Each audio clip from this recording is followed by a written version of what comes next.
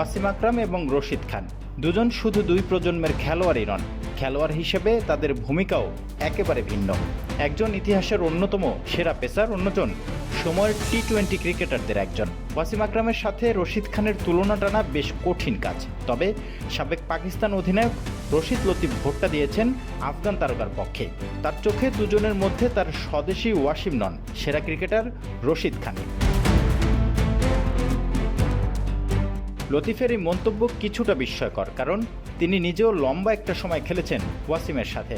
পাকিস্তানের 1992 বিশ্বকাপ জয়ে বড় অবদান রাখা এই বাঁহাতি পেসার 1999 বিশ্বকাপে পাকিস্তানকে অধিনায়ক হিসেবে নিয়ে যান ফাইনালে। ব্যক্তিগত অর্জনের দিক থেকে চিন্তা করলেও তার চেয়ে বেশ পেছনেই আছেন রশিদ। আইসিসি ইভেন্টে তারকা লেগ স্পিনারের বেশ কিছু দারুণ পারফরমেন্স থাকলেও সেরা অর্জন টি-20 বিশ্বকাপ সেমিফাইনালে খেলাটাই।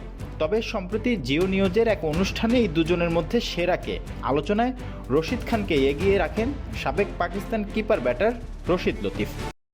রশিদ আফগানিস্তানকে বিশ্ব মানচিত্রে নিয়ে এসেছেন। তিনি তাদের সেই স্বীকৃতি পেতে সহায়তা করেছেন। তিনি ওয়াসিম আকরামের চেয়ে বড় ক্রিকেটার। এটা বলতে আমার খারাপ লাগছে, কিন্তু রশিদের অবস্থান বেশি বড়।